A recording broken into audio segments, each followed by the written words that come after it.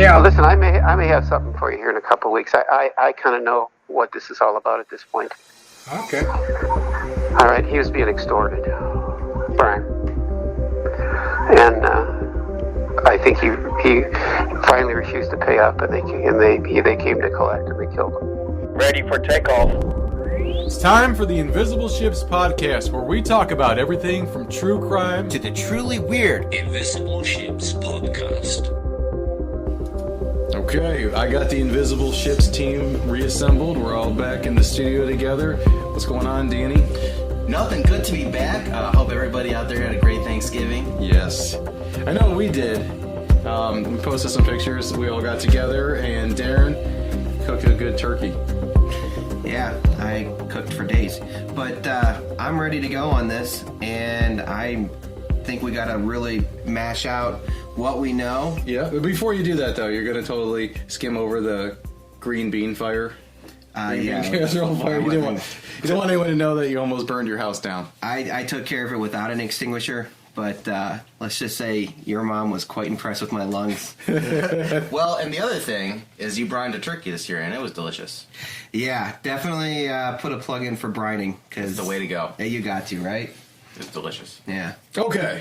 I want everyone to know that this is going to be the last episode that we're covering the Bryon Macron case. We have some other very interesting cold case that we're going to tell you about later on that we want to get into. It's another kind of local in Ohio case. But this is going to be the episode, guys, where we're going to recap everything that we've learned about the case, go over it, follow the timeline, and then we're going to talk about what we think we know, what we've learned, and just what isn't sitting right, what doesn't work. Exactly. And at the end of all this, it's important to know, just like Victoria never gave up, we're not going to give up either until it's completely solved. So if there's any new information, just from talking about it with you guys, it seems like there's a lot of shoes to drop. So I'm sure something will drop, and we'll do another episode, give an update. We're not walking away from it, but, you kind of don't want to beat a dead horse either.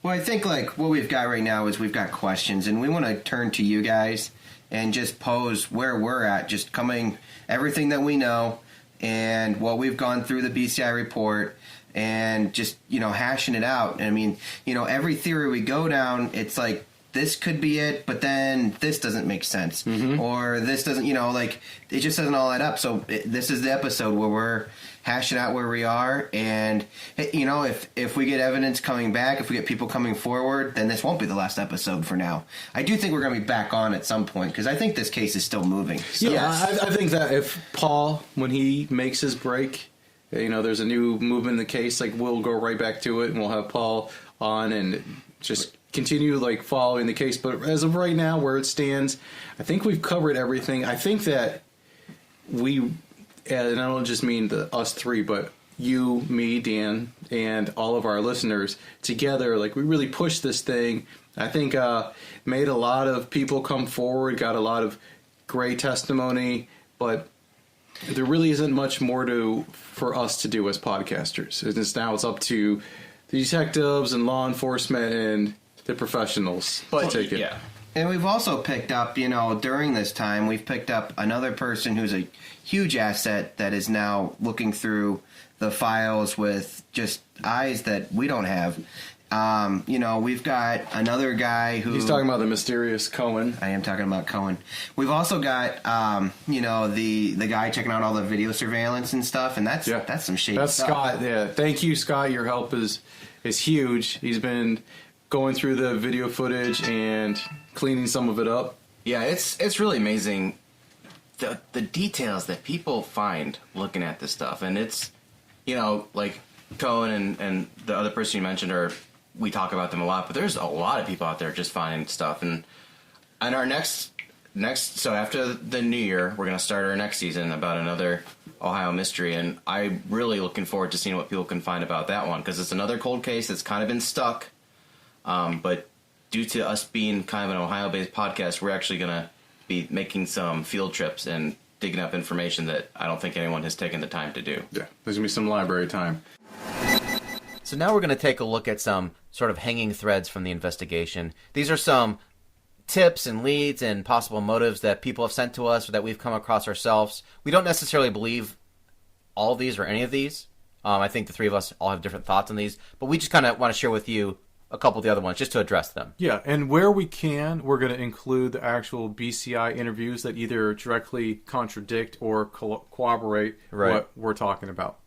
All right, guys, let's just jump right into it. We're going to go over kind of everything and talk about what we've learned and what doesn't add up, what is clashing with the official line. So take us all the way back to the last normal day of Bryon Macron's life, the night before he disappeared.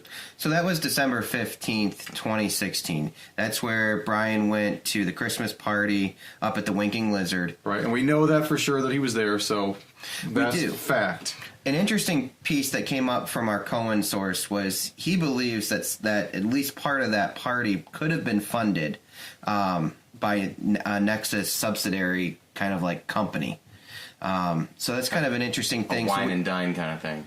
Right. But again, like, we can't prove that, so we can't put that in the fact column, but this would be interesting if it was, and it would kind of make sense, right? Because this is the time. Yeah, that it would not even be illegal. Coming in. I mean, right. they can do that. There's lobbyists, I guess, at all levels. Yeah, but so that kind of goes back to, like everybody kind of thinks like, well, what happened that night?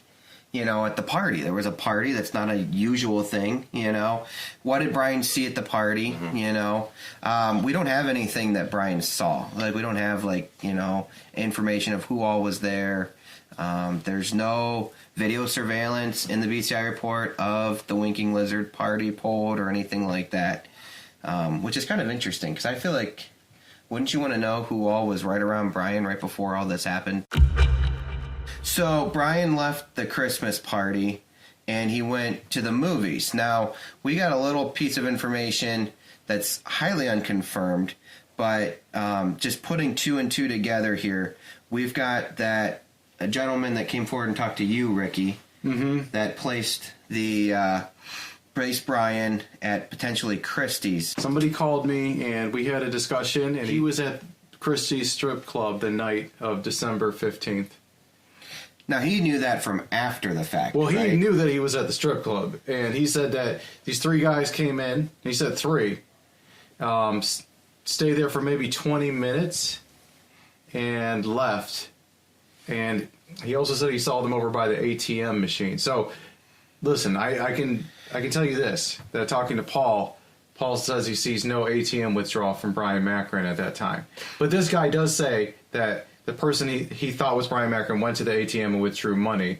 And the only reason he thought it was Macron is because later on he recognized Bryon in the media. So based on the ATM withdrawal record or lack of record and the timeline, and we already kind of know his movements for that night, I'm not sure that person at Christie's was Bryon. I mean, he went to the movie with Mike Costello then. So the interesting part about that is in Mike Costello's interview with the BCI. So first of all, Mike notes also with the BCI that he doesn't like movies, but Bryon was really coaxing him to go. And they left the Winking Lizard at around the same time, but then Costello notes that he got there way before Bryon did. We actually have a clip of Mike Costello's interview with BCI, and we're going to play that right now. And Bryon was in an exceptionally good mood for him. He's kind of a guy a lot of the time. But he was like laughing and carrying on. And I mean, if somebody's going to meet me the next morning and wants to kick my ass, I'm not up putting a trailer together and in a great mood about it, So, yeah, he's telling all these people this. And then he's asking me, he's like, do you want to go see Star Wars tonight? I hate Star Wars. And I'm like, no, not a Star Wars guy, not a Star Trek guy. Science. Was he a Star Wars guy? Apparently he was. I mean, he went to all the movies when they on the opening night. Okay. Yep. So he was like, oh, I got to see Star Wars tonight. It's opening night. I want to say the show was like 10:30, 10:20, 10:30. Mm-hmm. I'm like, Bryon, I don't want to see Star Wars. He's like, oh, I got to see it opening night. I got nobody to go. You got to go with me. And I'm like, look. Ask everybody. I'll pay for your tickets. I don't want to go. I said, find somebody to go. If you don't find somebody to go, I'll go. I was like, all right, deal. So we had the Medina County Township Association Christmas party that evening, and it was at Winking Lizard in Brunswick on 303. Mm-hmm. So we all go up there. And I think he was asking Adam Frederick, one of the county commissioners, to go. But Adam was going out of town the next morning or had to go into work or something. But so Adam couldn't go. So as the evening's going on, he's like, Mike, nobody can go. I've asked everybody. Nobody can go. And I'm like, all right. So literally like 20 minutes before we left the party, I said, I'll go to Star Wars. So we leave the party, kind of follow each other up 42 to, I think it's Reagan, where the movie theater is up there, and go into the movie. I don't see his car. Like, he pulls in, and it's not a lot of cars in the parking lot. Mm-hmm. So I'm like, well, I'll walk in. And I kind of see him coming from somewhere in the other area of the parking lot, and we go in, get our tickets. Excuse me, as we're walking into the show, he says, hey, can you call my wife and tell her you're here at the movie theater with me? And I said, I don't have her number. He's like, how do you not have her number in your phone? I said, I've had no reason to call her, ever. I said, how do you not know her number? I said, where's your phone? He said, oh, my phone's dead. I said, and you don't know her number off the top of your head? I said, I know my parents and all my siblings' numbers that's about all I know, but I said, how do you not know? He's like, I don't have her number. I said, all right, I'll send her a Facebook instant message. That's like the only other thing I could think of. Mm-hmm. So it's probably still on my phone. So I sent her a message and said, Victoria, I'm with Bryon. We're going to something along the lines. We could probably look it up. And said, going to the Star Wars movie starting at whatever time. Never heard anything back from her. So, I've hung out with Bryon socially. I've been to one, maybe two of his daughter's graduation parties. I've been to a Super Bowl party over at their house. Mm-hmm. He's been to parties at my house. But when we were walking into that theater and kind of made the left and started up the steps and into a row, it's like the hair on the back of my neck just stood up. I had this weird feeling like something was not right. Mm-hmm. And he walked into the movie theater. He went into the fourth seat, and I was like, I'm not sitting close to him. So I sat on the aisle seat and left 2 seats between us. And we didn't talk much during the movie. And then as we were leaving, I still had this uneasy feeling. And we're walking out just kind of like two people that have never talked to each other. Mm-hmm. And we get out into the lobby, and he's like, you'll be there tomorrow morning, right? He had wanted me to come up here at 7:45 in the morning because this resident was going to be here at 8 o'clock in the morning. And he said, bring your gun. I said, Bryon, I have my gun on me most of the time anyway, but if I'm bringing my gun and you think somebody's showing up to beat your ass or kill you, I hope to God you've notified the police. And he says, yeah, Jim's going to be there. Jim Sanford, who was our liaison to the sheriff's office. And I said, I hope he's going to park his car somewhere so that it's not going to be sitting out and obvious. He says, yeah, we talked to Rick. Rick's going to leave a truck out. Jim's going to put the car in the garage. And Jim's going to be in the utility closet, which is literally right around the corner right here. And I was going to sit in the front office and pretend like I'm signing checks. So I feel like I'm scatterbrained and just running all. I'm trying to hit these things, and so long story short, I didn't even know he had asked Rick to come up here. Rick, our service director. Mm-hmm. So at 7:20 in the morning, I'm sitting on my couch, boxers, t-shirt, drinking a cup of hot chocolate, watching the morning news, and Rick calls me and he's like, "Where are you at?" And I said, I'm on my couch watching the news. In 10 minutes, I'm going to go up and brush my teeth, throw some pants on, and drive on up there. And he says, I need you to come up here now and hurry the fuck up. So there's this time lapse, unsure of how much, but enough that he was waiting in his car for a while for Bryon, and then decided, well, I'd just go in, and he was waiting inside for a while, and then Bryon showed up. So I gotta say, whatever delayed Bryon before the movie couldn't be. Christie's would have to be after the movie. So after the movie, but then the movie kind of puts you right up to when Victoria saw him. Right. Did he go to Christie's feeling is or I not? don't think they went to Christie's. It doesn't really make sense. Backpage.com, once worth $600 million, shut down by federal investigators after avoiding any kind of conviction for years. The online classified ad site has been accused of making sex trafficking possible. We have information that we really haven't talked about, which I think is could be a major part of the case, and that's the amount of times that Bryon accessed that Backpage website. Yeah. So before we go too far on that, I guess we should tell everyone that may not know that Backpage was kind of like a Craigslist, right? It was a buying and selling. From the Wikipedia page that I remember, because we did talk about this. It started off as a Craigslist for like an insanely short amount of time before it just became for sex. It's a way to get escorts, basically. Yeah. And we have that Bryon, based off the BCI report, he accessed Backpage 511 different times between February 17th of 14 to December 15th of 16, with 6 access times in the last 4 days of his life.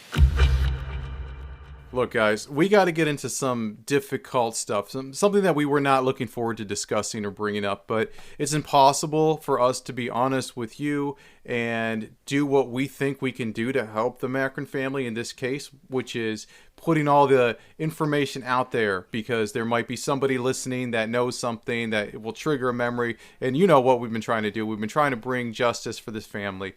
We cannot, in good conscience, leave this out.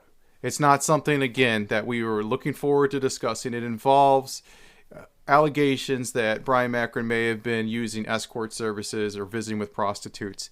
We believe that Macron was murdered. I think we're unanimous on that. He was a good man. He didn't deserve to die. I don't want this to cloud your judgment of him. This is just one aspect of his life, and we don't know how true any of this was. But going through the BCI file, I found a phone call that Paul Hartman, who is the Macron family investigator, made to BCI. He's talking to Charlie at BCI, and he's going over some of the things that he found that relates to this. And I think it's at least important that you listen to it. Yeah. Well, listen, I may have something for you here in a couple of weeks. I kind of know what this is all about at this point. Okay. All right, he was being extorted, Bryon. And I think he finally refused to pay up, and they came to collect, and they killed him. That's how this is going to play out. Yeah. What do you think he was being extorted? Because I've gone through all these records, and I see that he was sending money through a third party from December of 2015 until November of 2016, and those records are on the way. Okay. So I'll have them in a couple of weeks. Okay. How was he sending money to anybody? Through a third-party vendor, like Western Union and all that, that kind of thing.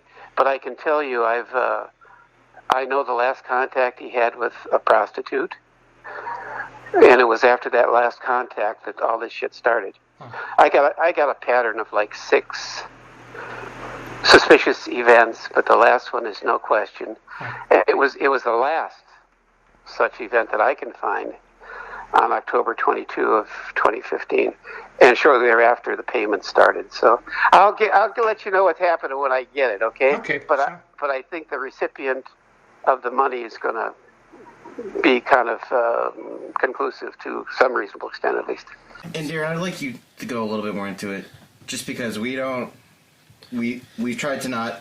We're not trying to be a salacious podcast. We purposely haven't spent too much time on this, because there's not a whole lot of evidence, really. But it is on, like, page 4 or 5 of the 22-page BCI report they put out. Like, it's out there. And before I ask you my question, one more kind of pin to put in the whole back page thing. It was actually shut down in April 2018 by the federal government because of all the sex stuff. Like, it wasn't...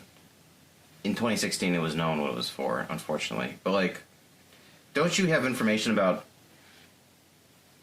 visits to Backpage, tracking with where he was in the country on trips and everything too? So I'm definitely not the Backpage expert here, but going through that file, it gives you like roughly like you can search a city, and so there's different times that he was searching a city.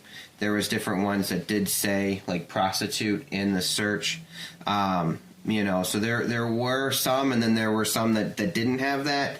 But I don't know. I mean, you can't get to that stuff anymore because it's all shut down. So you can't go back and like look. But there's definitely some with the word prostitute in the search category. Okay, so let's just do the what if game then. So what if he was looking at prostitutes? Could be a motive for him to be extorted. It could be a motive for him to be murdered. Could it be a motive for him to commit suicide? Could it be any one of those? You'd have to say. It's definitely something that I think you got to really take into account when you're looking at this, And it also has the benefit of being probably one of the more realistic theories out of all the ones that we have discussed and will discuss. It's just point A to point B kind of theory instead of 100 people involved. That's a tricky I part. think committing suicide because you're involved with prostitution is kind of a stretch. I bet it happens. But I think it's a dangerous game, and these are rogue people. Murder would be just as likely. But the question is, something with that is why take a prostitute to a township hall? I mean, wouldn't that kind of like tie you to be extorted? Well, we have no evidence that he took a prostitute, right? Well, I mean, he had blood in his office, and stuff is what I'm coming from. Right. And it's all, there's a lot of conjecture, but I think we owe it to the people that listen to our podcast and to ourselves as honest people to just, when you open that BCI report and see that on one of the early pages, it's like looking for reasons why people die. Like, I think, we've talked about this before, but it's like when you hear someone died young, you always say, what? What happened? It's like, oh, they got hit by a train. It's like, okay, at least that makes sense. Like, someone got murdered. We're looking for all these reasons when there's kind of like a glaring, like, vice crime. Well, because that makes sense. Because murders are pretty rare things, thankfully, right? And most people that get murdered, they're either in some kind of love triangle, like the crazy ex that kills the girl that left him, domestic partner kind of murder, or a stranger murder is rare. Like, a lot of people that are involved in the underworld get killed by other people in the underworld, like in the drug game or whatever. But so if he did throw his lot in with these people, and we're not here to judge him, and we can't really say more than what we have in front of us that he was looking at these sites, then he could potentially be messing around with some dangerous people. And just to play it all out, the quote-unquote irate township person phone calls, just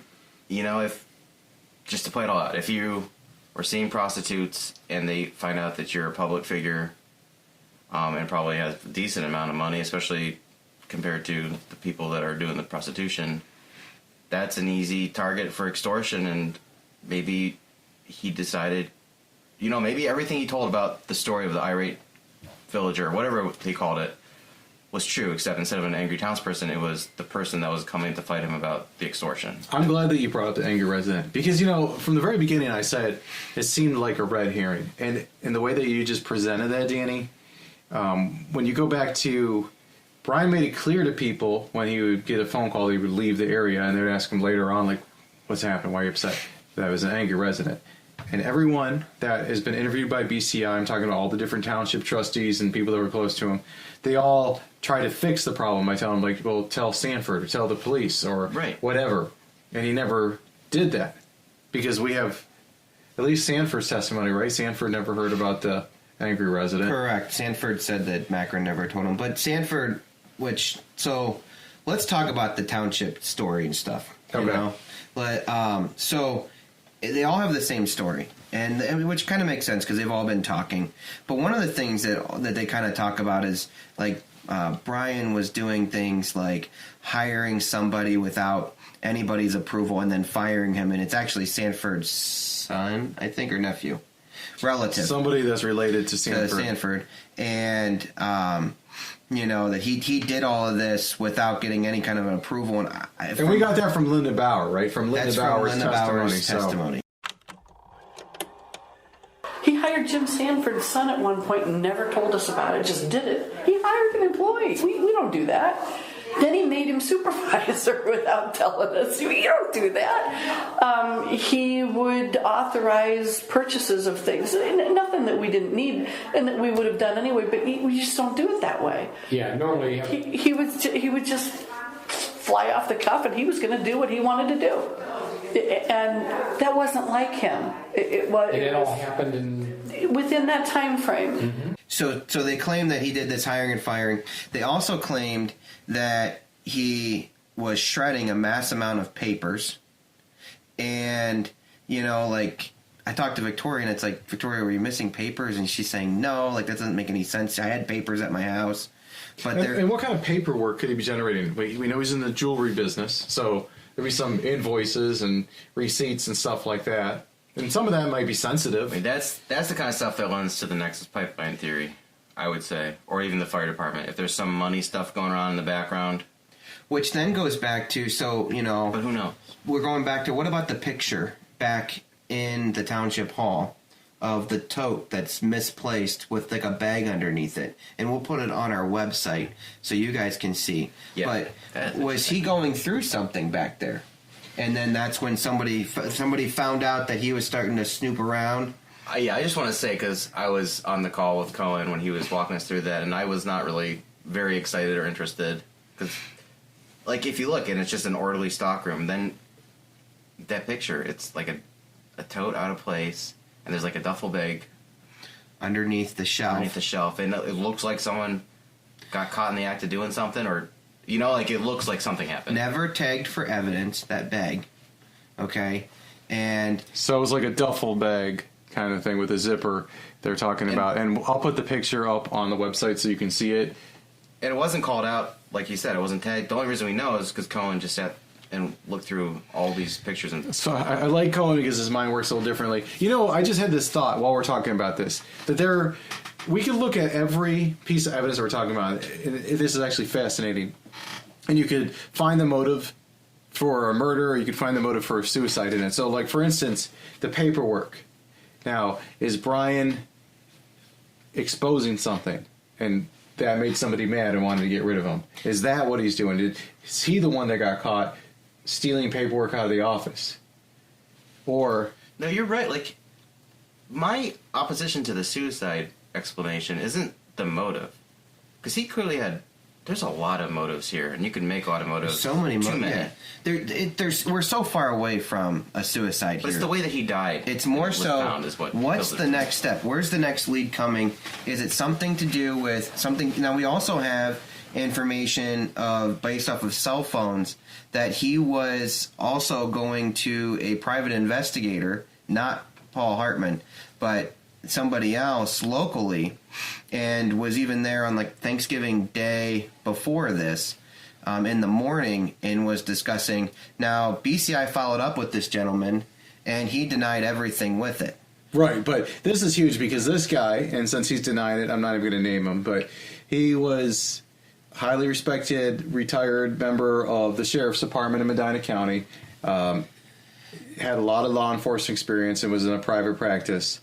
And when you look at Bryon's phone records, my God, the last day, in the last 2 days of his life, he's reaching out to all kinds of law enforcement people on their private cell phone numbers and having conversations and texting back and forth. I mean, what is going on? Why is he doing this? Is he finding out something that's big? Which he didn't, but he didn't do that before, right? It all was kind of escalating in December. Now, again, so like I said, there's a devil's advocate angle to all of this.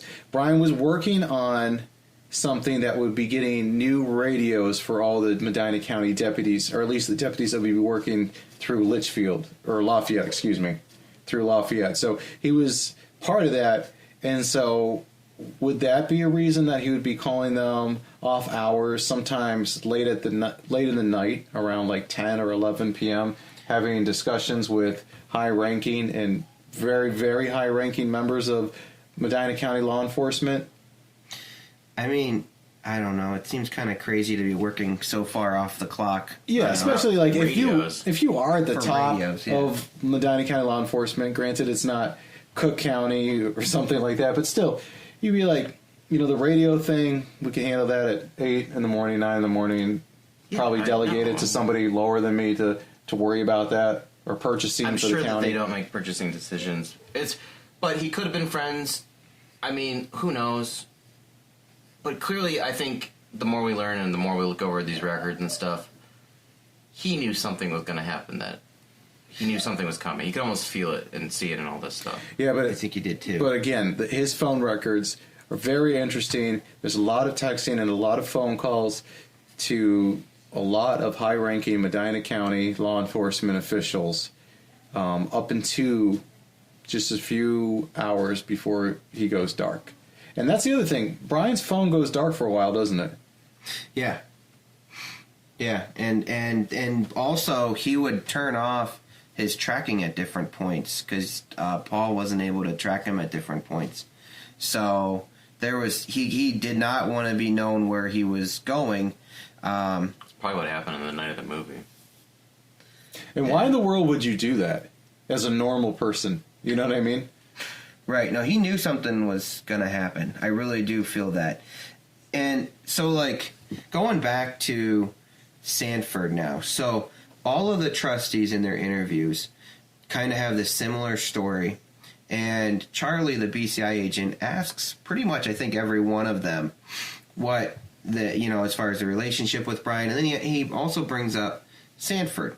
And all of them, claim Sanford was really close to Bryon. Now, in Sanford's interview with the BCI, he kind of distanced himself throughout it. And this isn't me trying to, read into it. I mean, you pull the records and listen and judge for yourself. But he said that they basically had a falling out. And even Charlie notes that in a later interview, saying that Sanford was reporting they had a falling out over the last year. But everybody else we talked to claims differently, And also, Sanford put in his retirement the day that Bryon went missing. So just weird things, could be totally unrelated, or is it something weird? Is there some, why distance yourself? So many people in a situation like this, put themselves closer to the person, where it's like, oh, I saw him alongside the road one day and we waved, or right. He used to come in the gas station, stuff like that. It is a phenomenon when somebody dies in a kind of tragic way that people had a closer relationship with them when they're retelling a story, because it makes their perspective on the story more important, I guess. Oh, yeah. Well, no, because everyone wants to be the story. Yeah. Yeah. But just as we're talking about this, because this is our final episode on this case, I do feel a bit more for the investigators every time we talk about it. Because, everything is so circumstantial, and, you just can't... There's no hard evidence to any of this stuff, but there's so much weird stuff. But then why rest with saying that you feel like Bryon actually walked into the lake? Or walked up there and died? No, that, but just, sometimes I think, how did they not dive into this stuff? But it's it's just all, hearsay, and that doesn't even make it false. It's just, there's no, Well, but part of that's because, the sheriff's office kind of basically took this as a staged crime scene, and that Bryon was running, and he went to California. Why California? I don't know. It's all false. Obviously, we found him in the lake. But, what happened? How did that come about, and how didn't you process it appropriately? So stuff was missed. Okay.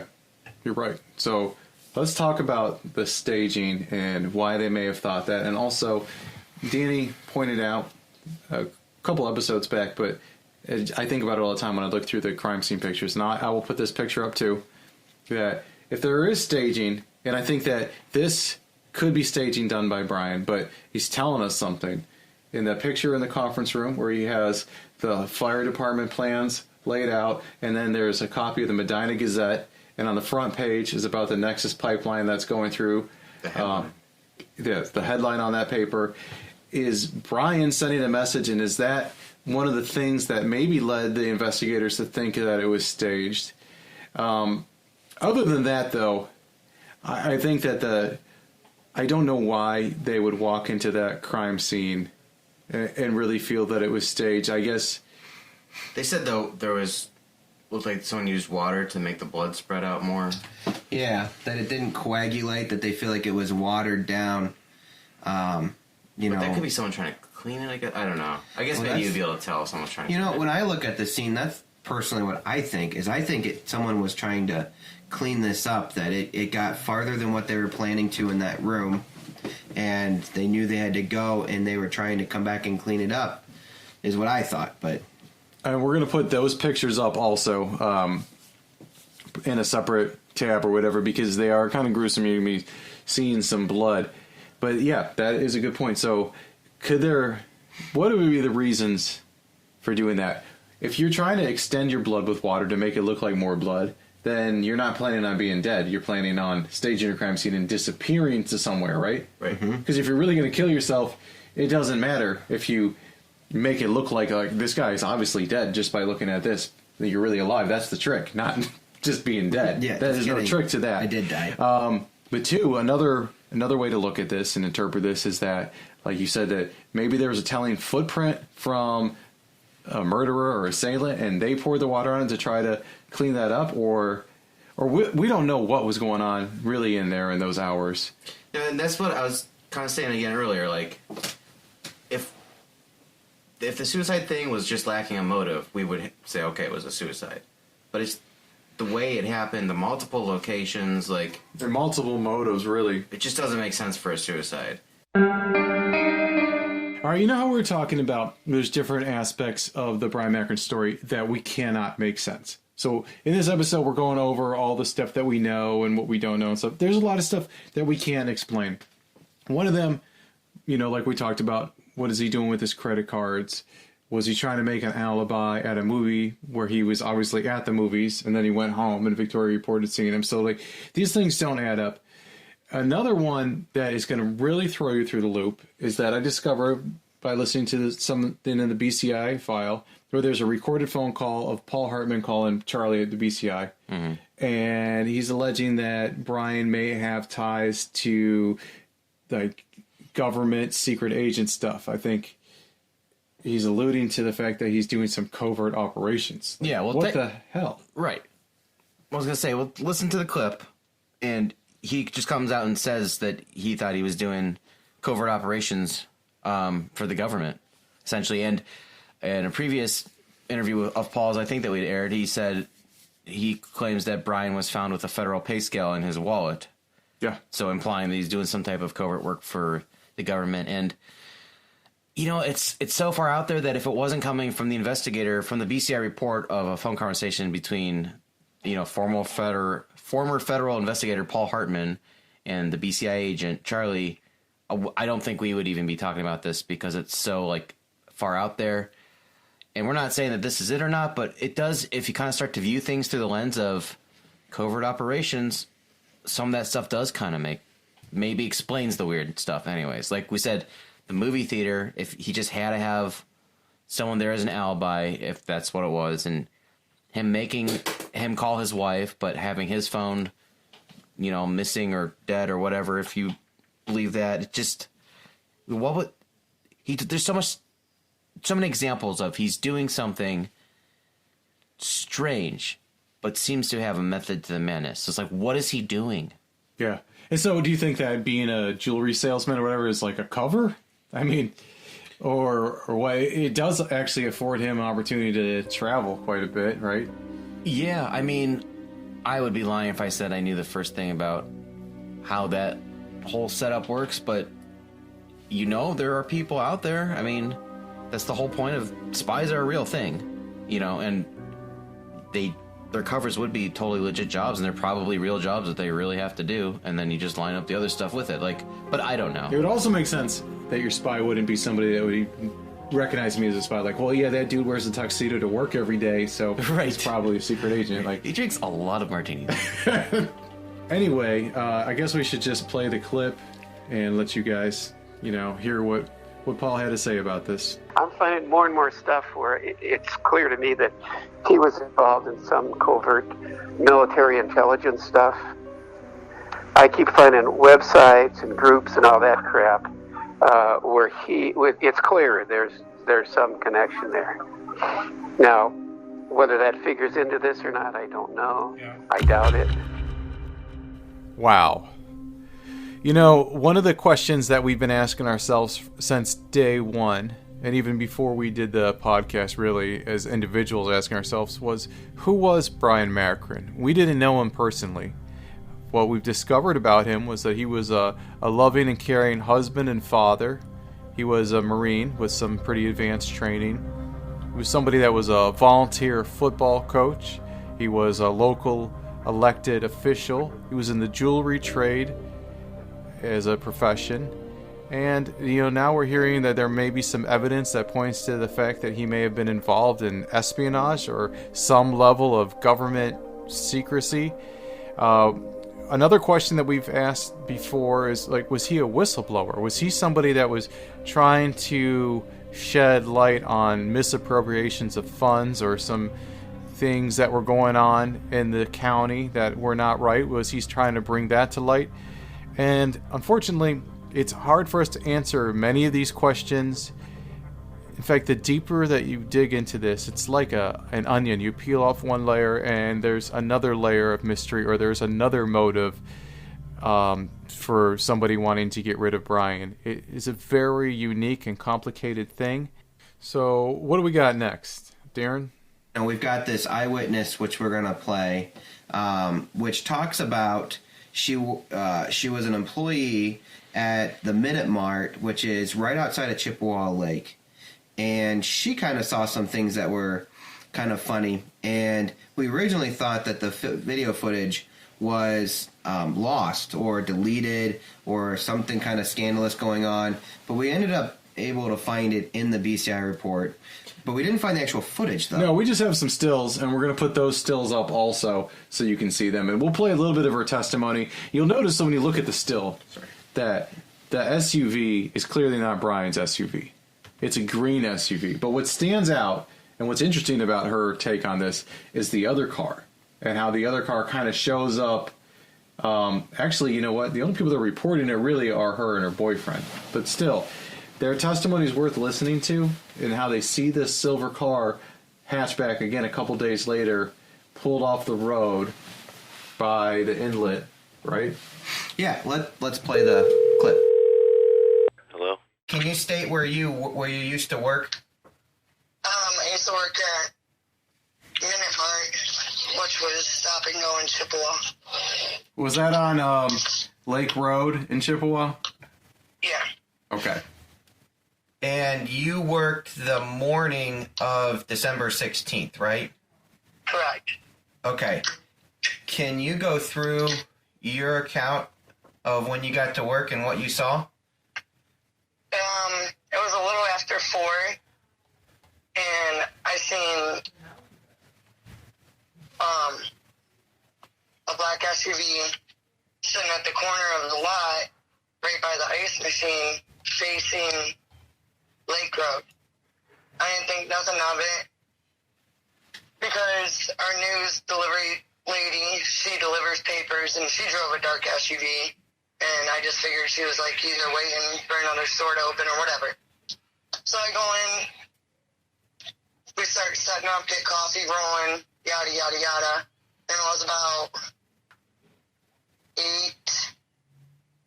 8:45, right before 9, when about 4, 5 sheriffs, a detective, come in the store,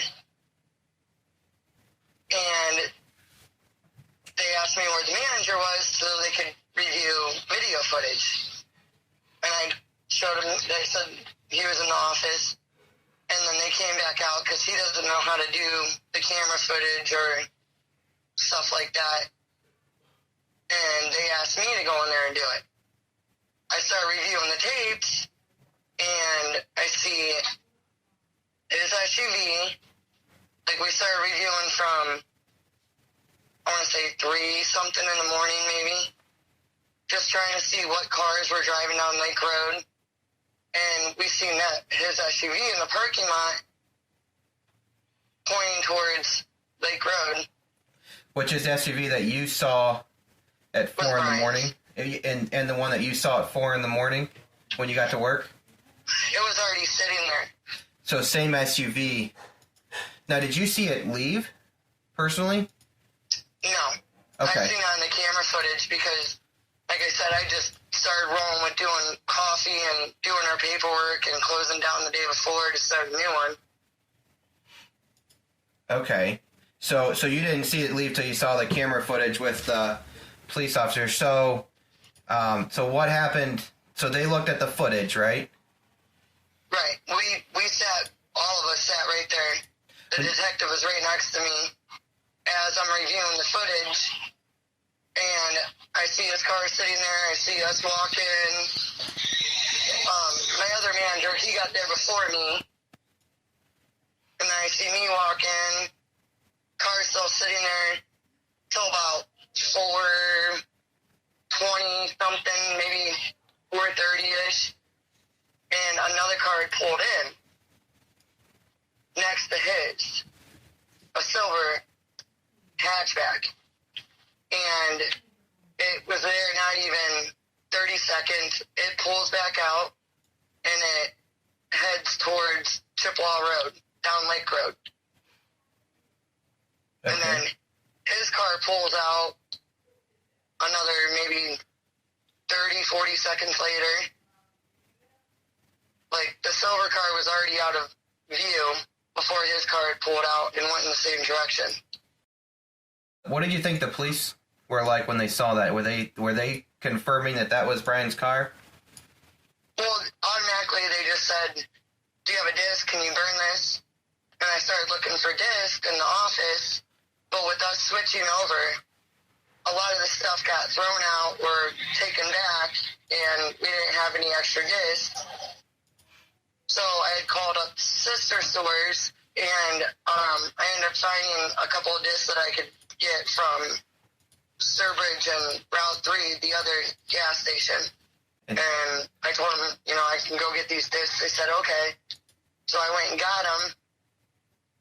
And on my way back, my manager had called me, and he was like, well, they got a disc or something delivered. No rush, blah, blah, blah. And I was like, well, I'm already on my way back. So when I pulled back in, they were still in the office. And I was like, well, I got you your disc. You guys sent me on a dummy mission, pretty much. And they said, we'll be contacting you. I said, well, what's going on? What happened? I didn't know anything at this point. He was like, well, you'll hear about it on the news tonight. And they left. Okay. Now, were you able to go back and review the footage to see what they were seeing? After they took when I got home that night, I seen the news. Automatically, I was like, kicking myself in the ass.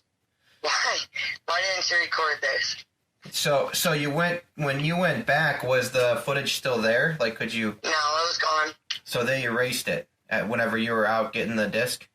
I'm assuming, because I didn't do anything to delete it. I was trying to, burn it onto a flash drive for them, because that's what they had.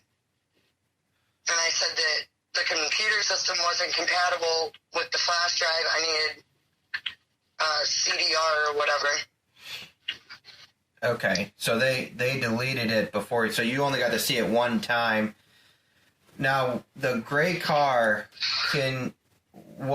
now you told me in another conversation that we had that you saw that gray car later, right?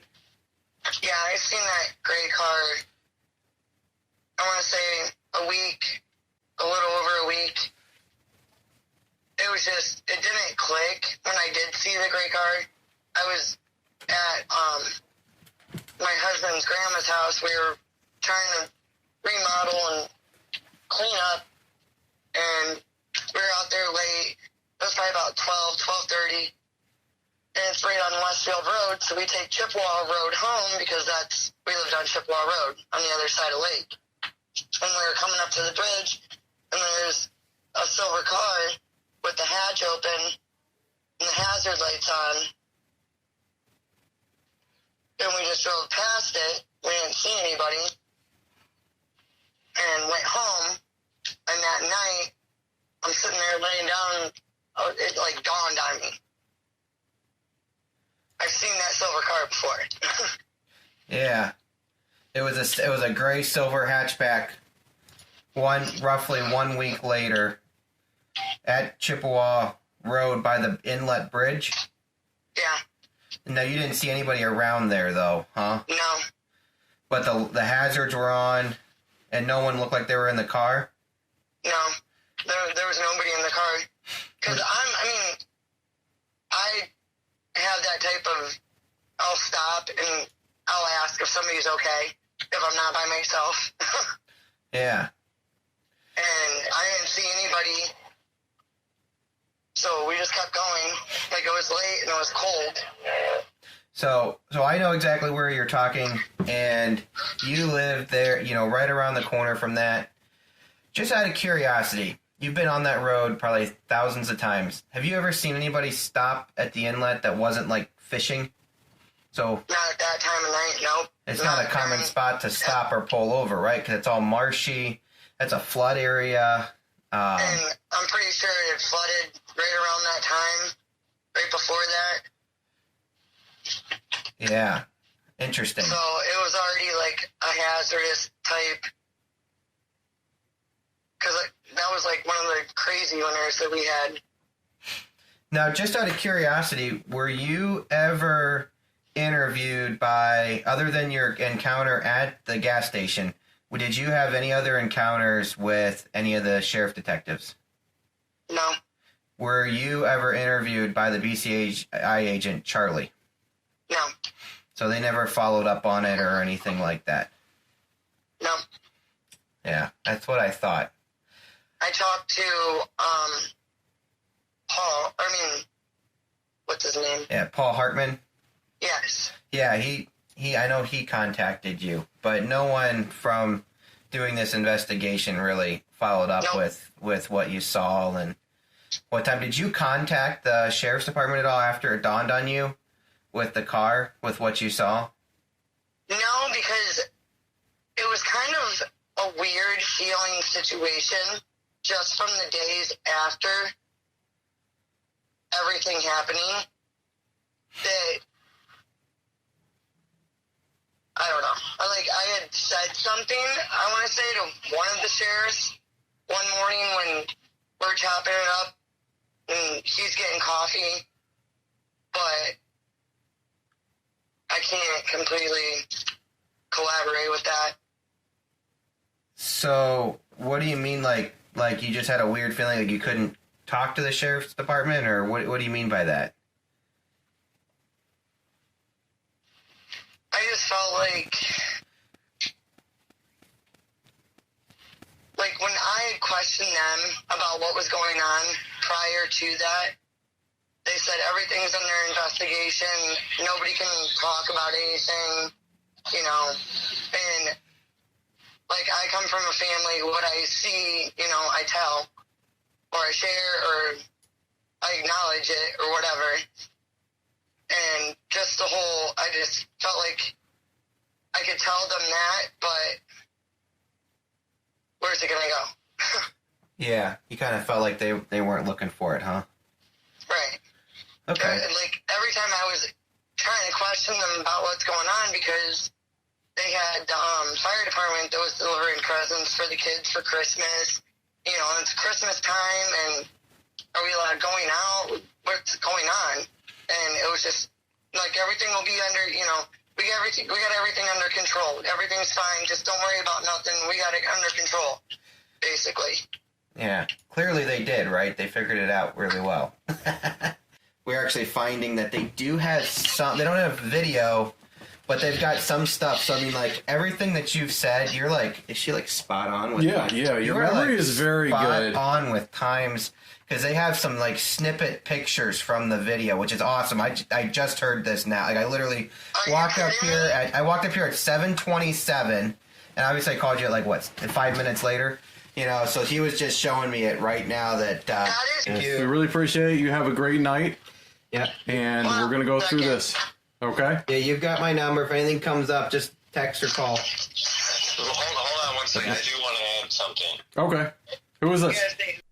Just when we thought our interview was over, our informant's husband had some things that he wanted to add. And again, we're not using any names here because they wish to remain anonymous, so we have to respect that. Hey, how are you doing? All right. His husband. It was the night that I remember seeing the car. I actually went and looked it up.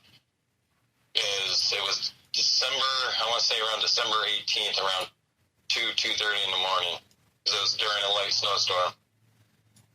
And you're talking about on Chippewa Road, the gray... That would be 2 days later. Yep. Mm-hmm. 2 days later. Okay. Awesome. That's what I'm remembering right now, because I sat there thinking as hard as I could about it. Why did that car strike you as weird? Was sitting there with his hazards on, and nobody was in the vehicle, and nobody was near it, and the back hatch was open. That is weird. Yeah. So that right there, that's something. To me, that was fishy. Absolutely. Well, there's no reason you'd be at the inlet bridge, Millen. I mean, there's nothing around. It's all marsh. It's not like you parked and walked to a buddy's house or hatch open. Yeah, and just left the hatch open. Yeah, so that would have been let's see, Friday night, Saturday. So that would have been a Sunday night. Does that make sense? Yes, sir. Yes, it was a Sunday. Yep. Okay. Yeah, because I actually had to work the next day. Okay. Awesome. That helps. I mean, so we'll put that in there too. That it was Sunday. And, yeah. I think this is all huge stuff. Like I said, we just got these images. So kind of cool that we've got. They're not videos, but you got those two people that were in there too. So we're curious if you guys have seen those. But, yeah, if you think of anything else, let us know. All right. So awesome. Thanks so much for doing this, guys. We really appreciate it. Thank you, guys. Thank you. All right, you guys have a good night. All right. You too. Thank you. All right, so listening to her account, I want to talk first about the green SUV that she saw, but then we also were able to confirm in the video. I think it's interesting that the jogger claims that the SUV was not black. Yeah, she was adamant about it being dark but not black. Yes, and she had such a clear memory of everything she saw. And then you've got this silver hatchback car, which she sees on Chippewa Road. Now, if you're not from around here, Chippewa Road is not a road with houses where she's at. It is a marshy land with a bridge that often floods when the snow melts. And it's not, I mean, there's no reason to be parked there unless you're fishing off the inlet or, what else? Or dumping a body, in my opinion. But, right. And anyone who's been to a marshland, anywhere, because I was in Myrtle Beach recently, and it's similar looking. Like, it's flat. You can see very far and very easily. You can see anyone out there fishing or doing whatever they're doing. Right, but you're not going to easy to believe she saw it. Yeah, and that car's not going to be there because you're going to your buddy's house or something like that late at, Nope, there's no houses around. If you're not catching, shellfish or something. And it's freezing cold that weekend, and there it is. No one's around. The hatch is open. Why? Why was that there? And why was a car similar to that, maybe that car, also there or in that area at the same time when all this was going on? Yeah. So you guys are going to see the pictures. Again, we can't find the video. I don't know if it actually exists or not. But it must, because BCI was able to pull these stills off of it. But we don't have it. You're going to see these two cars. They're obviously together. They're obviously meeting up. What are they doing? And could this car match the description that we got from the jogger? So it's a very interesting theory, and that leads us more, Danny would say, into the weeds of conspiracy. So we have multiple actors potentially involved, and that puts you squarely back into definitely murder territory. Right, and I think we all agree it's not I guess it would technically be a conspiracy, but there's at least two people. We don't think one person killed him. No. We never have, right? We haven't. It would be too hard to even move the body or whatever. Just everything about it. So still talking about cars, let's move to Bryan's car, because Cohen brought up some very interesting stuff about Bryan's car, didn't he? So there's a lot of interesting stuff about Bryan's car, and I don't even know where to begin. One of the things, before I get into what Cohen said, is just when you look at the photos from inside the car, there's relatively little blood. When you look at the office, and remember, the official narrative, the timeline, is that Bryan goes to his office and begins to commit suicide by cutting himself all up and then gets in his car and leaves. There's some blood in the car. Again, these photos will also be made available on our website, invisibleShipsPodcast.com. But there is not the amount of blood that you would expect from what you see in the office. If Bryan was murdered in the office, was his body possibly put in one of these other vehicles and dumped? Another thing about the car that's really odd, and this is kind of another part that Cohen discovered with his strange way of thinking. He's very detailed. Magic Cohen eyes. Very good. Very good. Look at the pictures of the license plates, guys. You'll notice that there is a rusty screw and a newer looking screw on the front, and a rusty screw and a newer looking screw on the back license plates. Now see, that part to me, so I'm going to play devil's advocate, because anybody could mix up the screws when they're put. Like, so you got new plates, you started putting them on. You know, I mean, why does it mean that? Well, most people when they're changing plates will do it one at a time. You could, or I mean, you could do both. If you bought a car, you're going to have to put both plates on. Yeah. Well, they usually have screws. Well, it makes more sense in the context of the other things. That Yeah. So this is what Cohen is thinking: is that somebody washed Bryon Macron's car, but they didn't want a license plate reader to pick up that vehicle, so they switched the license plates with some unknown license plate from an unknown vehicle. Maybe a green SUV. Maybe. Possibly. It could have been anything, but yeah, some of these suspicious vehicles that are in the area could definitely have been one of the ones that they switched the license plates on and drove this car to get washed. Now, why do we think the car was washed?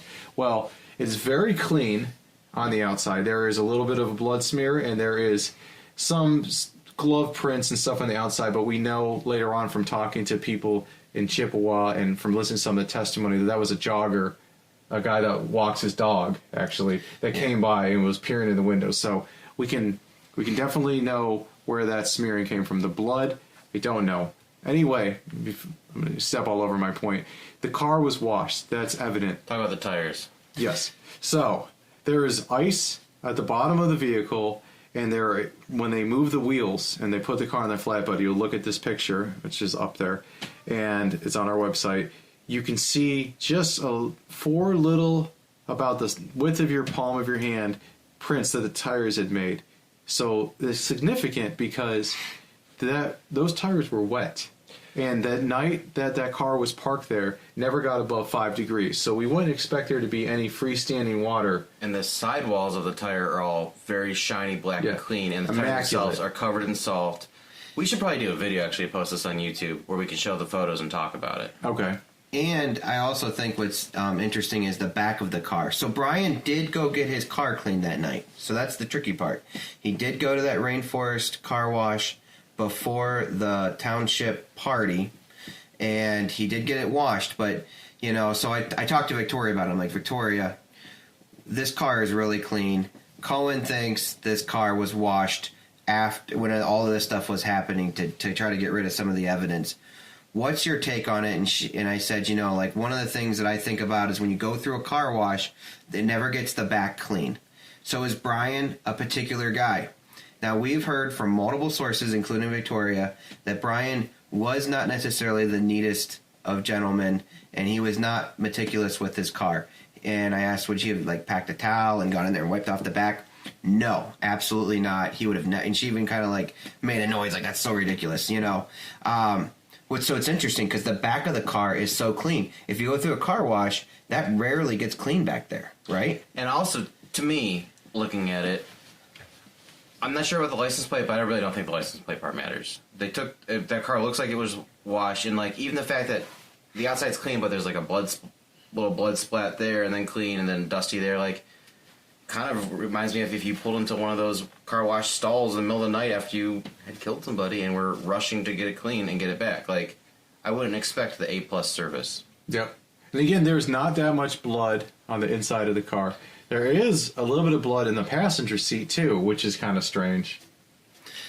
Right. I mean, we just don't know. And on the handle, I mean, they made it look like he drove that car, but you know, I mean, somebody else that, you know, was possibly, let's say Bryon was being extorted at the office, and someone had a gun to him, and they were, you know, stabbing him with a knife, and then they made him go get in a different car, and that person drove it or whatever. I mean, they would get blood on it. Did they try to make it, you know, we're going to, you know, stage it? I don't know. They could have been forcing him to drive his own car. Yeah, but the seat was pulled up so far. Remember the Ranger mentioned that? That's right. This thing was pulled up so far, it almost looked like it would have to be like a really small man or a woman or something. Yeah. So that's another strange detail. So the question is why stage his car with blood in it? Do you think it was staged? And then why lock it with the keys in it? I don't know. Could it have been? I mean, what if the killer obviously would want to dump his car and put it at the lake?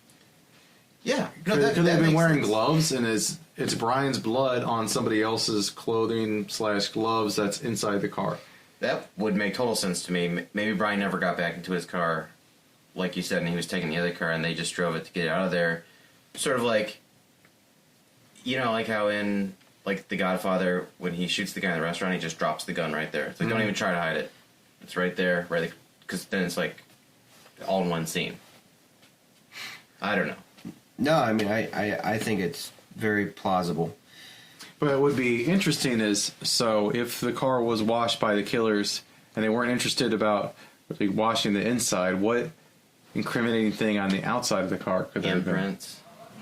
I mean, it could have been, there could have been a scuffle around the car at some point. I have a hard time believing that this originally happened in the office, personally. And so I think it happened where they were meeting up and it started going. Bryon didn't know this was going to go this way, and he got in a point of being compromised. But did he fight for a little bit? I mean, not enough. Where do you think it started? I mean, I think it started probably in his car or someone else's car. See, now we've come to a bridge where we need to talk about who. Let's see. What I'm trying to say is, you come to a point where you're looking at a motive of murder, and you need to find out who had the motive.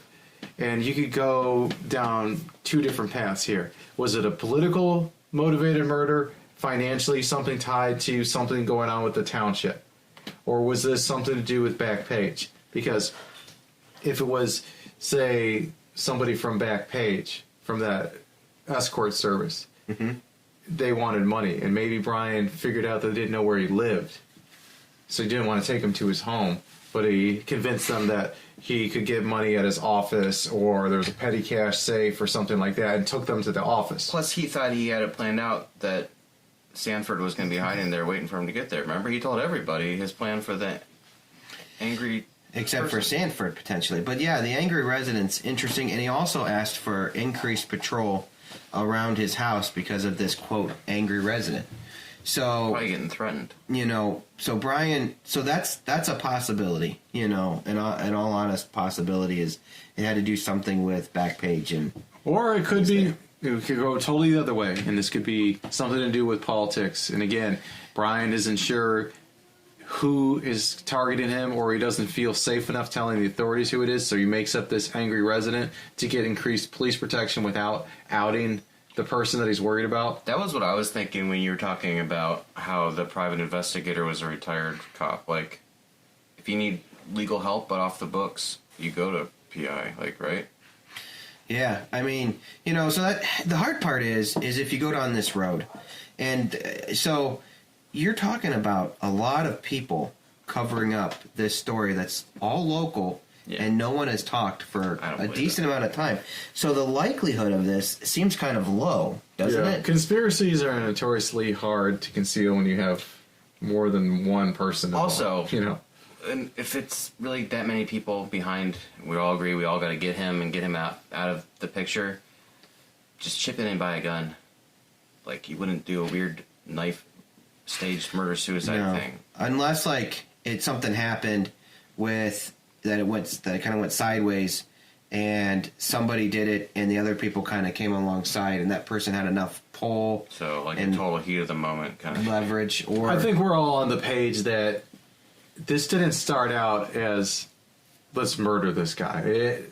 They're either going to Bryon to get something out of him or get him to stop doing something, and depending on which candidate you got for murder, whether it's political or it's something from Backpage or it's something to do with diamonds or whoever the group or persons are, they went there to shake him down, intimidate him, and things look like it got out of hand because this is a bad plan. Yes, and it seems amateurish, which, again, in my mind, maybe my imagination is just not good enough. Like, an amateur knife-threatening kind of thing that ends with him dying doesn't sound like the political operatives coming down on you, or the Nexus Pipeline goons. No, it doesn't seem like a professional hit at all. No. So then we got these weird things going on, like Bryon's credit card. What is going on with Bryon's credit card? It's got to be a scam that he scam is maybe even a harsh term. It's got to be a way that he figured out to do something. So what also is interesting is Bryon's Macy's credit card the password was changed on 12/16 of 16, the day that he went missing, which is weird. Well, let's review the credit card thing first. So, what is Bryon doing with these credit cards? Well, he's going to different stores in Ohio and abroad. I mean, he's going all over the United States. He would buy like a lawnmower and have it shipped to like a strip club, but he would take it back right away. Or locally, he even like walked into a Target and bought. I talked to that guy. He called and he said, "I'm sorry." He said that he knew Bryon was in trouble because of this, and so he told me the story that. What do you do? He said that the guy remembers this clearly because he was watching football on the big TVs back in Target where they keep the electronics, and they keep the iPads locked up because they're a high ticket and high theft item. Yep. So Bryon Macron comes up and buys one iPad. And they're talking a little bit, and he said that Bryon made a comment about what was going on in the game, and maybe like a slight rapport or whatever. He makes the sale and walks away, and so he's back over by the electronics department, and the manager comes up to him and asks him if there was anything wrong with the purchase or whatever, and he's like, no, it was fine. And he said, well, that guy's at the front of the store returning it. And so Bryon did that. Like, he didn't even leave the store with the item. And the guy said that he must be, like, that was just the weirdest thing that just stuck out. When you return it at Target, they give you a little Target card. Always? I don't know. I've had it happen to me, though. I mean, again, and I don't... But how is he getting ahead? Here's my thing. Maybe he's not getting ahead. Maybe he's trying to find a way to pay somebody and make it pretty untraceable. But how is he pulling the money to pay him? So, I'm just coming up with this right now. But, like, if he's going to Home Depot and return the lawnmower, you get a Home Depot gift card. Like, where's the money go? If it's all going back to the credit card, I got nothing. Because I still can't figure that out. But if he's getting gift cards, you get enough of them, you take them to that little machine at, like, Giant Eagle and put them in, and it gives you money back with, like, the service amount taken off. But if you're just trying to figure out a way to get someone money off the books, but there's got to be a better way to do that. You're saying that, like, it might be a way to launder money, which I could see that. But when we look at his financial statements that they got on the BCI, it's the thing that sticks out to me is, say there's like $155,500 worth of purchases, and then you look at the returns, and he returned more items than he bought, but he's in the hole $500. Did you see that? Because that doesn't make sense. Like, there's more returns than purchases, and he's negative. He's doing... There's got to be someone out there in our audience that... What is he doing? So he buys the iPad, returns it, and he does this everywhere he goes. And we know, like, there's a scam, there's something going on. He'd buy, like, a refrigerator and a washer and dryer. Something like... There's no way... Yeah, you're not going to buy There's no legitimate reason to be buying that in Texas and then returning it the same day or the next day. It's got to. If it's not making him a profit, it's got to be about moving the money. And like, I seriously did a really, just super amateur like Google search. I was just like, credit card return scams, like, and everything. The only way to make money off of it would be, like, to buy it and then return it empty and, like, get the money back. That or would like, work like with a stolen program. credit card. Like, if I had your credit card and I'm not having to pay this stuff back, steal stuff or buy stuff with your credit card, return it, get myself a gift card. That way, if I get stopped by the cops or whatever, like, it's just a legit gift card. It's not a credit card with your name on it. Right. And that would make sense, but it's his damn credit card. It is. And the other part is like, some people think, well, he was getting the points, but, the BCI did follow up on that, and they said it's a 28-day cycle, and he's returning this stuff same day, next day kind of stuff. And you can see that on the credit card report where he would buy and then it would be returned in that report. You just Would that, Jack, like, pump up your credit score? Because you keep paying off your credit card? That's a good point. I have no idea. I don't know. I think we should probably wrap this up because we'll just be speculating for Yeah, but here's the craziest speculation that this is off the top of my head, and you should totally ignore it because it's crazy. But every once in a while, you get a rumor about Bryon Macron being involved in some spy stuff, right?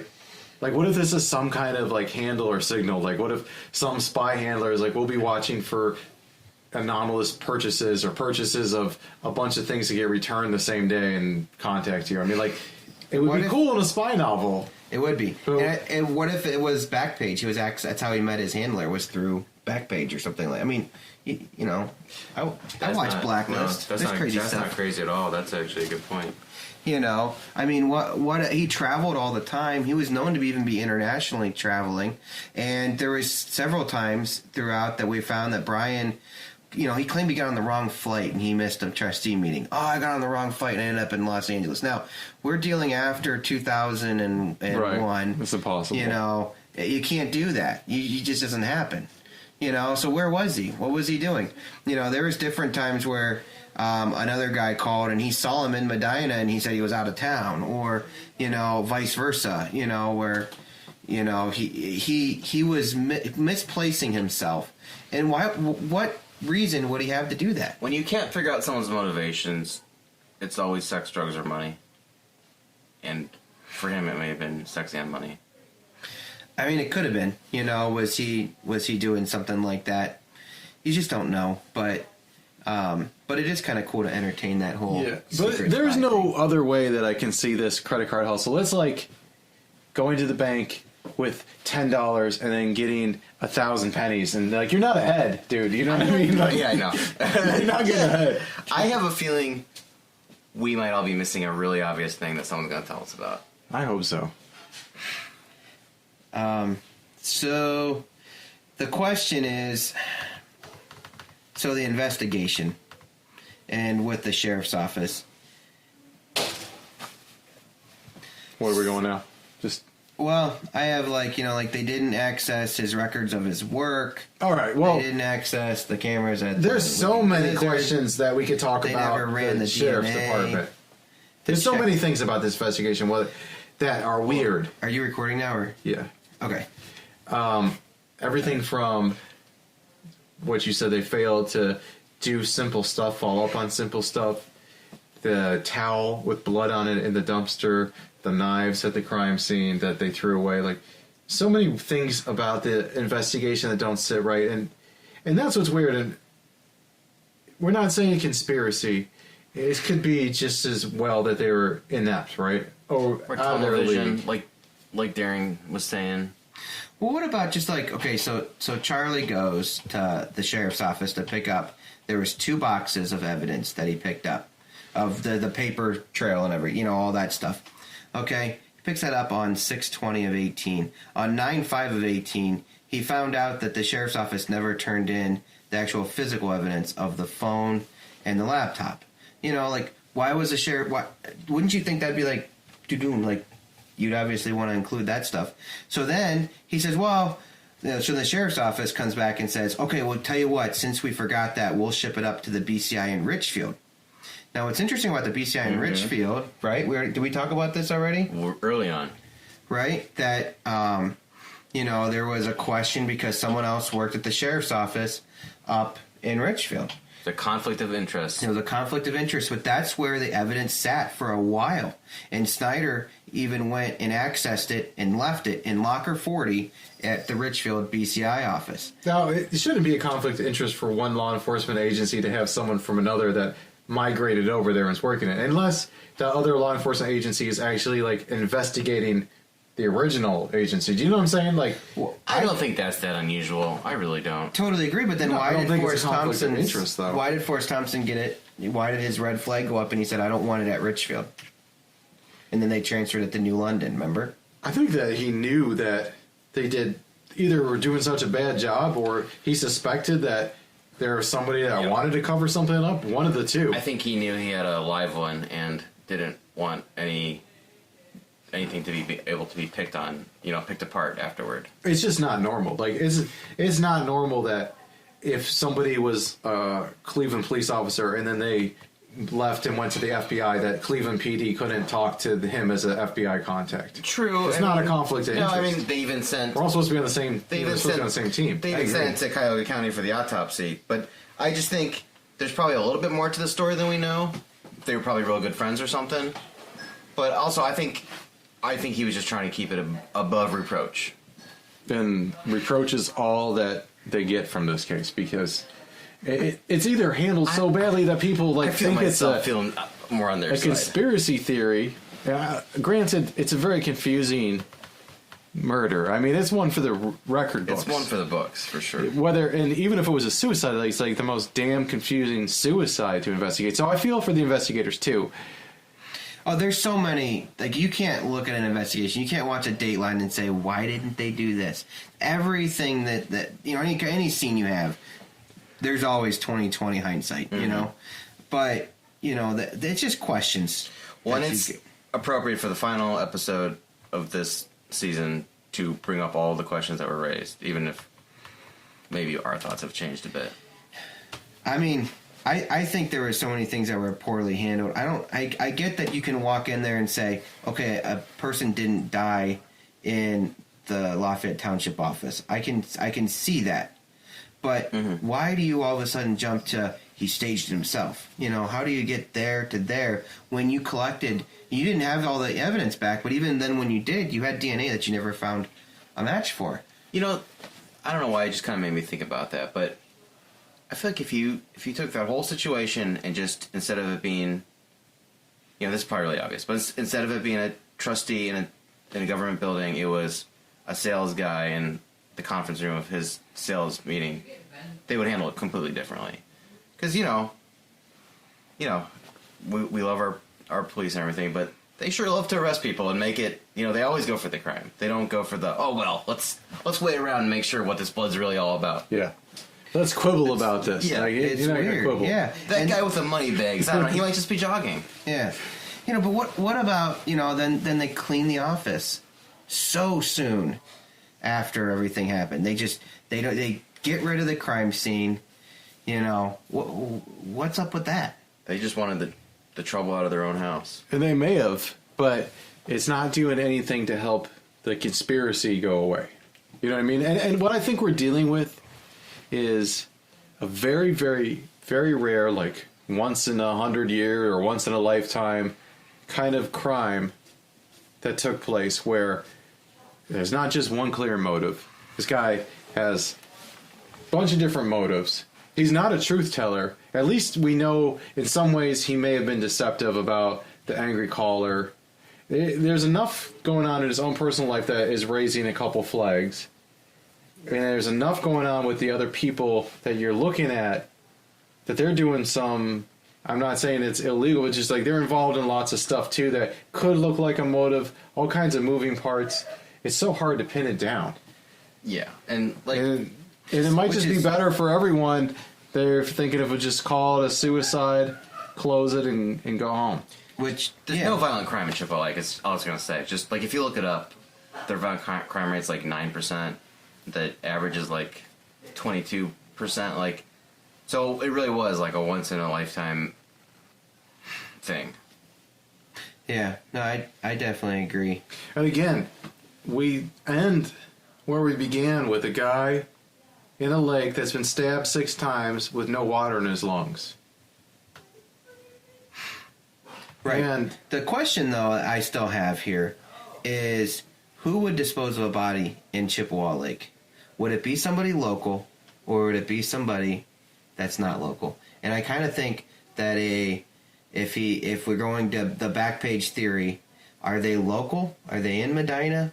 Or are they more towards Akron or towards Cleveland? History, right. I mean, they did search and they did interview one potential prostitute who never knew Bryon. And the other thing that's interesting is there's people in the file that we have no idea how they got these people to be run, but they're people with pretty bad rap sheets. So where's that link at? Yeah. And how did you vet that person with no audio interview, just one paper put in there? What? I think one guy was actually a pimp that saved a hooker with a knife by stabbing somebody. Yeah. There's one with that there's in a motel, and there's another gentleman who we don't even know the tie to it. Because that's a good point, and it's a point that Paul has made.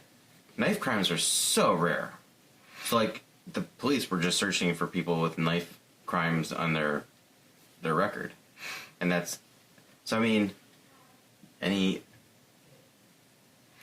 But it's not that they slit his throat and killed him. You know, it's more like wounds that you could survive from, and they kind of think, and a lot of people, even Paul thinks he probably died of hypothermia, and even in the autopsy, it talks about how he had his hands pulled up under his sleeves, almost like a little kid being cold in a way, which I don't know where you go with that. Is that because someone was grabbing his shirt and dragging him, and that's why the sleeves went up there? Yeah. Or was he, like, you know, tranquilized in the back of a car, you know? Or, because in the BCI report, there's one point where they say he died of exposure or something along those lines. I remember underlining because they're actually giving a cause. There is no official cause. The official cause is undetermined. But that doesn't mean it couldn't be, you know, essentially murder or negligent homicide if you get beaten up and left in the woods.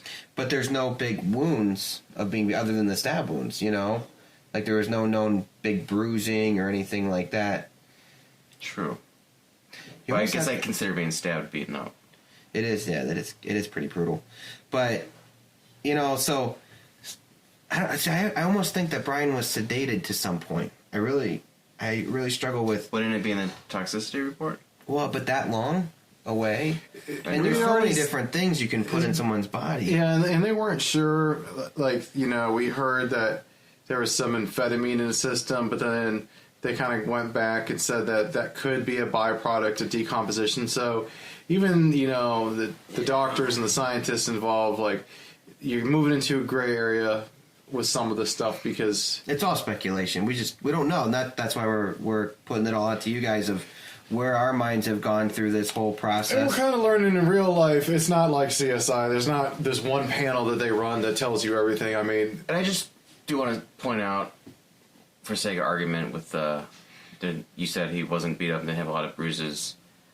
I've never seen the autopsy photos. We've never seen the autopsy photos available. They're not available, so yeah.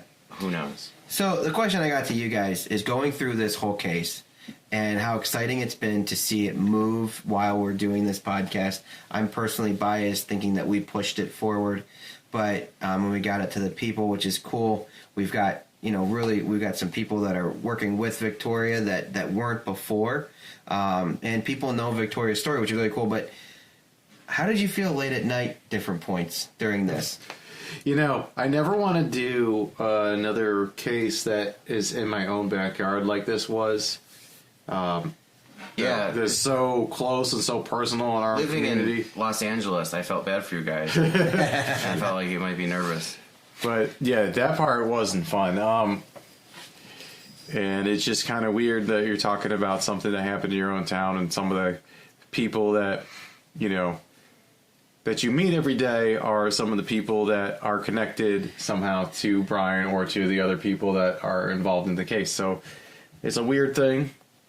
Yeah, it's crazy. You know, I had one time where, you know, my dog started growling and it was late at night and he was down there. And so, I mean, I'm coming down with the gun and I'm checking all the rooms because I was like, we said too much, you know, but it's been a really cool ride with this case. And I mean, I'm excited for the next case. I'm excited to, you know, really try to open that one up and give information that wasn't given before. But, and I'm excited for the next episode of Bryon Macron, which is not coming in the near future, but it is coming whenever this evidence, further stuff goes, because there's so many questions that can be answered in this case, and I do think it's going to be solved.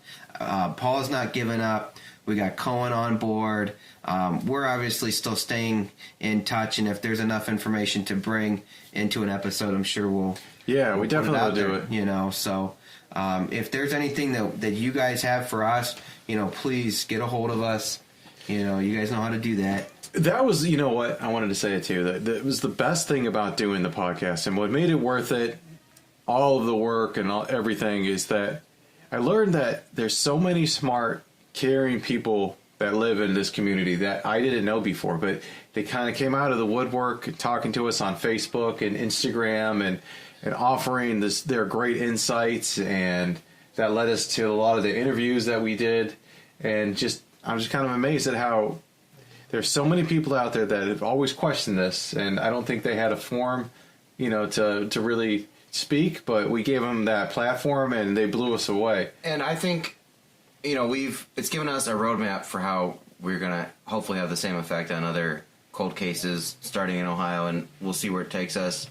And, I know some of our episodes have been a little bit rough, and I don't read the reviews, but I've heard a little bit about some of the reviews, and we're learning as we're going. But in our next season, we're going to talk about the Circleville mystery. And yes, Circleville letters. Circleville letters.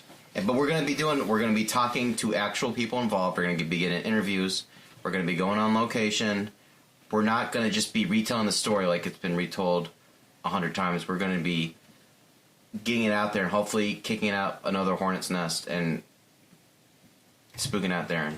Yeah, and I hope that, all of our people out there that have been listening that have been doing their own research and getting in touch with us will do the same for the next case, because you guys are awesome. The stuff that you found is awesome. We need you, and we hope that you'll help us on this next one. Invisible Ships is not going totally radio silent, though. We're going to be getting interviewed on a podcast called El Blanco Gigante Pod. We'll put a link on our website, but it sounds pretty cool. It is a newer podcast, and somebody else that has been interested in the Bryon Macron case, so we're going to come on and hang out with him for a little bit and talk about our experience on that, which you guys already know most about, but I think you should check it out. Yeah, for sure. And, the Bryon Macron case I think has some bright future ahead of it. So we are excited to see what comes up here in the near future. I wanted to say, and I didn't get a chance to say earlier, is that when we do solve this thing, or when it gets solved, the killers wanted Bryon Macron's body to be found at Chippewa Lake. When you were asking about, would somebody from in town or out of town use that, I don't know the answer to that, but I do know they wanted him to be found there, which is kind of interesting. Right? They put his car there. They definitely wanted his body to be found there. I think they just dumped it. They just dumped everything. Well, and that... So do you think Bryon was in the lake that night? I don't think so.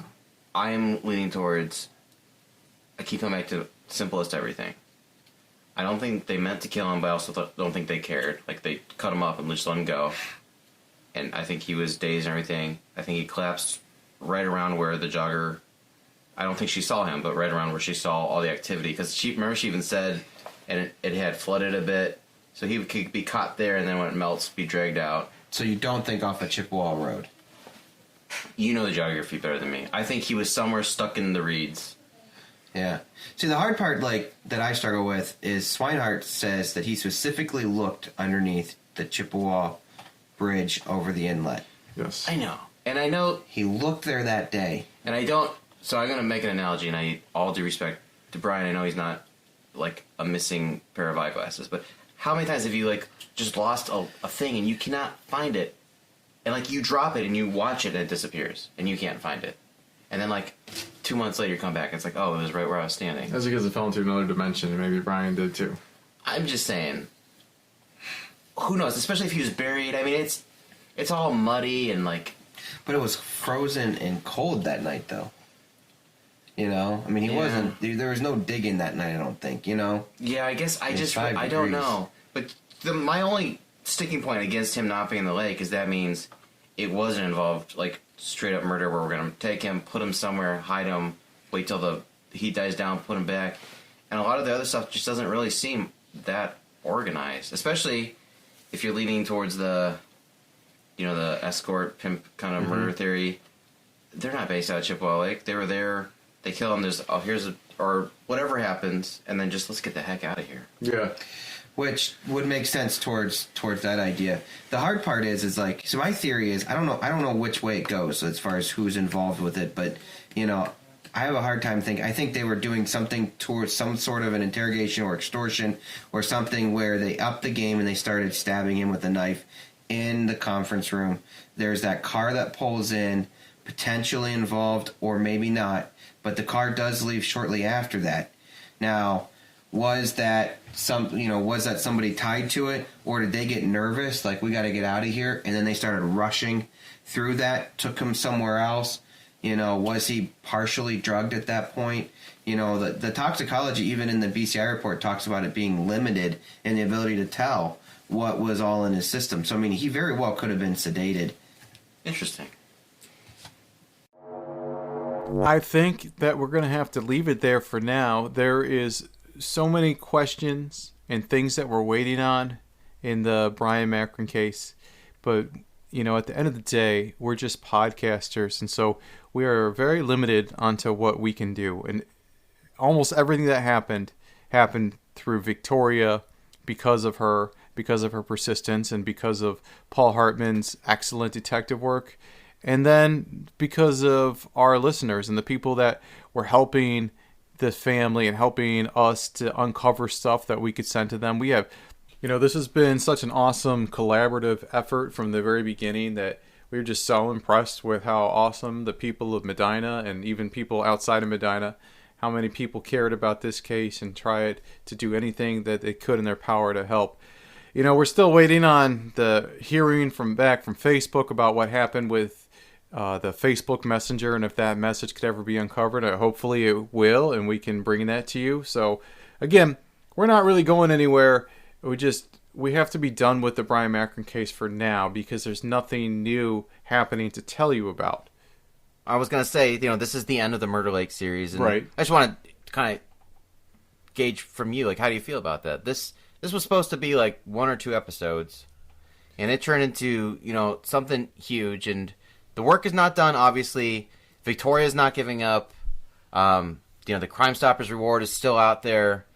We don't think it's over. We think we'll be hearing more soon. Yeah. But for us, you know, we're going to continue on. Our mission is to explore these cold cases here. But when you said, how do I feel about it? I was just, you know, I was thinking how when we first got into this, we had no idea the reaction that we were going to get from the public, how much cooperation we were going to get, how many leads. And for a while there, like, I started thinking, like, are we going to help solve this thing, like, before our very eyes? I mean, like, it went from, I think that we were going to air some of Victoria Macron's interview, give her a chance to speak, and then people just started coming out of the woodwork, and we were able to independently verify stuff that Victoria had told us about, and all of a sudden, like, we really got, this thing started to roll and take on a whole life of its own. Right. I mean, there were definitely moments there where we honestly felt we were going to be hearing an indictment soon and that enough kind of stones had been overturned. Unfortunately, as you know, that didn't happen. But we kind of just were in the right place at the right time for a lot of it.